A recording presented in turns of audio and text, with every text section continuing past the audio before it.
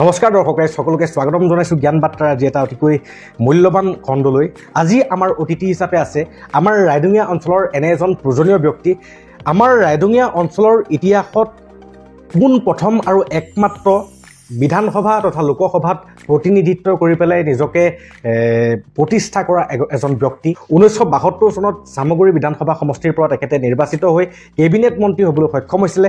তাৰ পাছত 1983 চনত তেখেতে কলিয়াবৰ লোকসভা সমষ্টিৰ পৰা লোকসভাৰ এজন MP মেম্বাৰ অফ পাৰ্লিয়ামেণ্ট হিচাপে আমাক তেওঁৰ গোটেই জীৱনৰ শ্ৰমসমূহৰ দ্বাৰা আমাক চাৰ্ভ কৰি আহিছে, আমাক সেৱা জনাই আহিছে। আৰু তেখেত হৈছে আমাৰ অতিকৈ শ্ৰদ্ধাৰ অতিকৈ পূজনীয় সমগ্ৰ ৰাইডঙীয়া অঞ্চল তথা সমগ্ৰ অসমবাসী ৰাইজৰ বাবে এজন পূজনীয় ব্যক্তিত্বগৰাকী শ্ৰীযুত বিষ্ণু প্ৰসাদ ডাঙৰীয়া। নমস্কাৰ ছাৰ। নমস্কাৰ। Subscribe Gyan Barta, the one and only psychological podcast channel in Assam.